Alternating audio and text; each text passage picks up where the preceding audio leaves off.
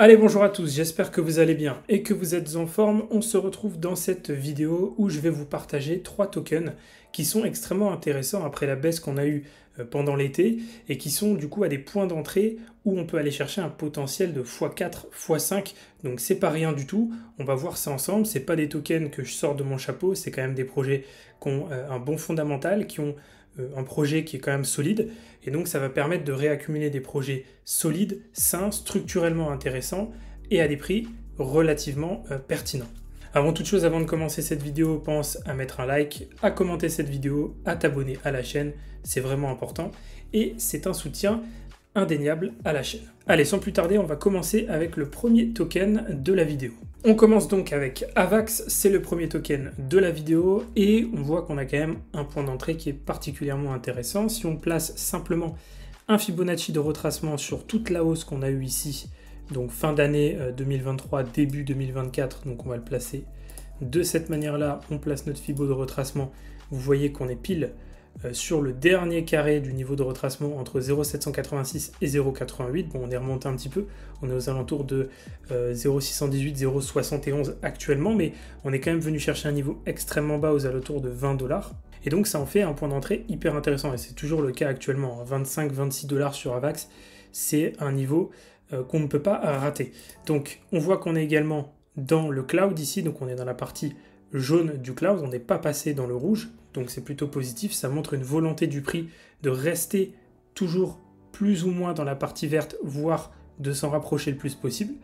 On voit au niveau de l'oscillateur également que l'on flirte avec le niveau de neutralité des 50. L'objectif maintenant, ça va être de casser ce niveau, ce qu'on n'a pas réussi à faire ici, donc ça c'est pour les prochaines semaines, prochains mois. Au niveau du monthly range ici, on voit que le prix a parfaitement réagi dessus, donc on a un monthly range aux alentours de 18-19 $. Le prix réagit super bien dessus, donc pas du tout de problème à signaler là-dessus. Le monthly range tient sans aucun problème. Et mine de rien, on revient à l'intérieur du range qu'on avait créé ici, donc entre le 13 juin 2022 et la sortie ici, le 4 décembre 2023. Donc on revient bien à l'intérieur de ce range, voire sur le middle du range. On peut clairement le tracer de cette manière-là. Ici, on va tout simplement mettre un Fibo 50, ici, et on voit qu'on est revenu sur le middle du range. On a très bien réagi dessus. Et tant qu'on reste sur la partie haute du range, ça reste toujours un signal bullish sur la potentielle sortie à nouveau de ce range, donc par le haut. Maintenant en termes d'objectifs, parce que c'est ça qui nous intéresse, on a déjà fait les 1,618 de cette extension. Donc vous voyez qu'on est venu chercher 1,27, on a validé, 1,618, on a validé, et c'est là qu'on a pris une correction de 73%. Donc c'est pour ça que je vous dis à chaque fois, prenez vos profits sur les paliers de revente, parce que c'est clairement le moment de le faire, avant de se prendre clairement des corrections de 60, 70, 80%, comme ça a été le cas sur le début de l'année. Donc ce sera la même chose sur les prochains paliers. Si ça vous intéresse de savoir comment détecter ces paliers de revente, j'ai une formation qui est dédiée à ça, qui s'appelle Profit Limité. Je vous invite à regarder dans la description de la vidéo, vous avez tous les liens qui vont vous intéresser. Donc ici, le prochain niveau, c'est le 2,618 qui est présent ici, ce qui correspond à un x3 en termes de performance, c'est pas mal du tout.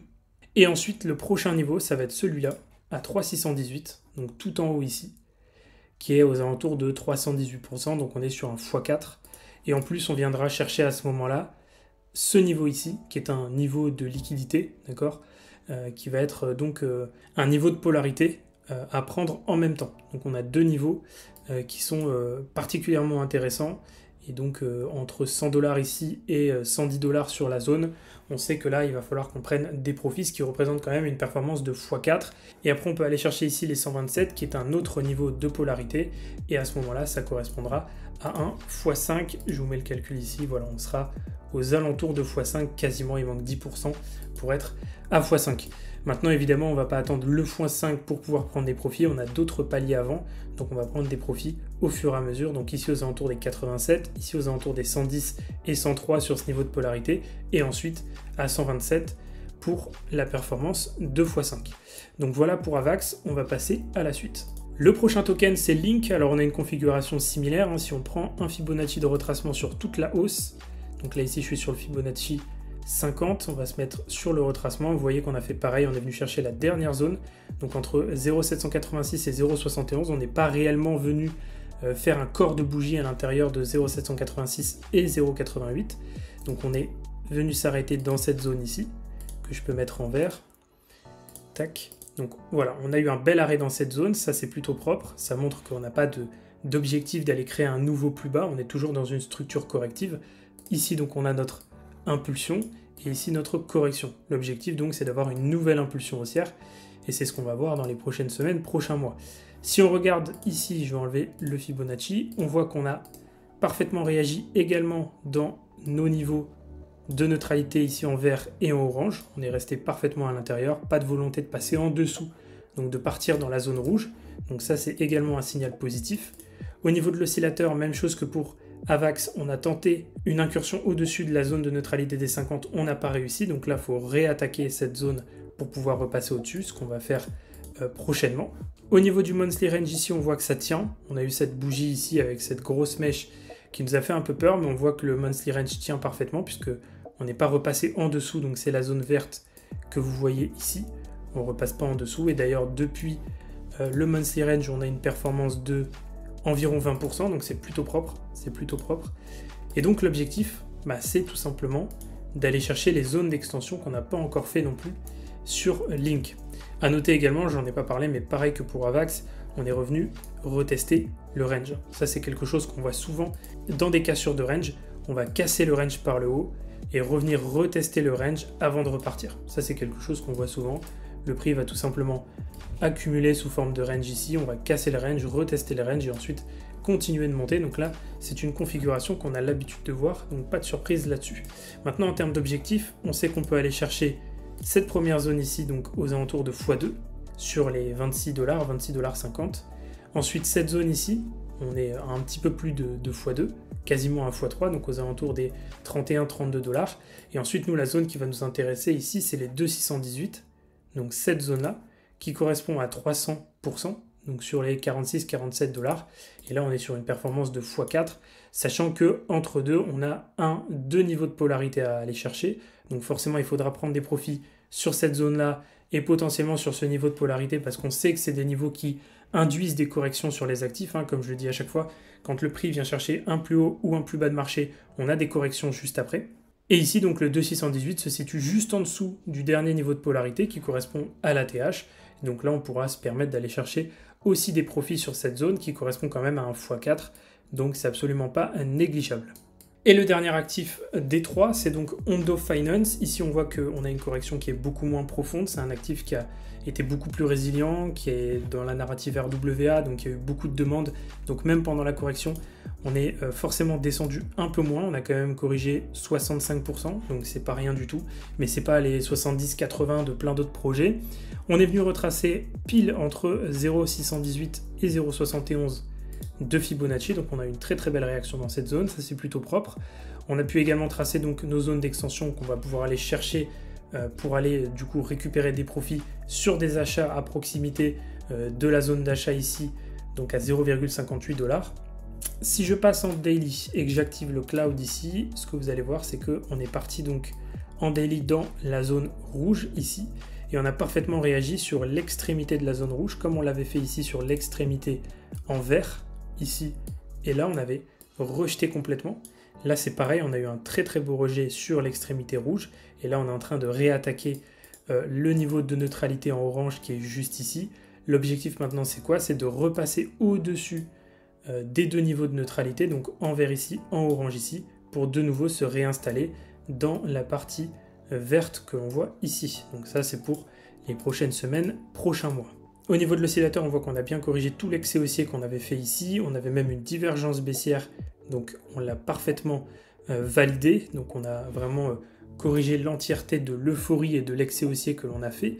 Et maintenant, on est passé juste en dessous du niveau des 30, donc cette fois-ci en excès baissier, qui a été tout de suite corrigé, puisqu'on est de nouveau à l'attaque de la zone de neutralité des 50 qui devrait casser prochainement. Et on va pouvoir du coup repasser au-dessus, se réinstaller en marché haussier, et à ce moment-là, pouvoir avoir des confirmations supplémentaires pour chercher de l'achat.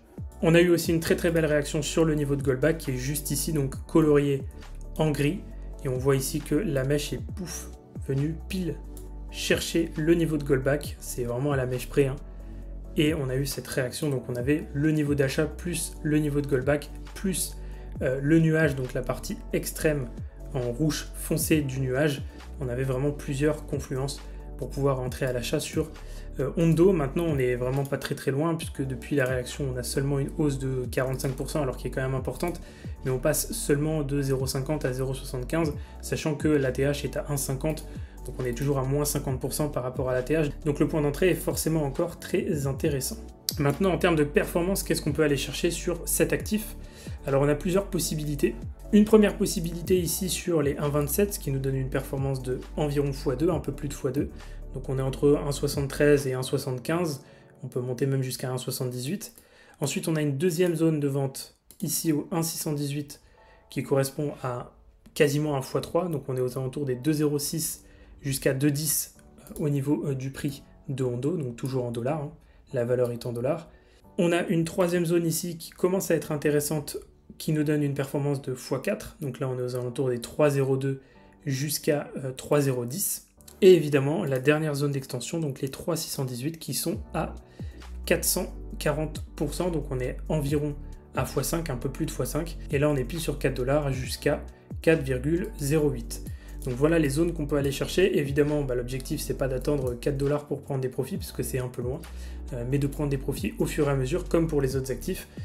Maintenant, l'objectif final, la performance finale, c'est le x5, avec cette zone des 3,618 qui est largement atteignable pour un projet comme Ondo Finance. Voilà, j'en ai terminé avec cette vidéo, j'espère qu'elle vous aura plu. Si c'est le cas, n'hésitez pas à me le dire dans les commentaires, à me faire aussi des suggestions si vous avez des tokens que vous aimeriez que j'analyse dans les prochaines vidéos. Je vais essayer de faire davantage de vidéos analyse de tokens comme celle-ci.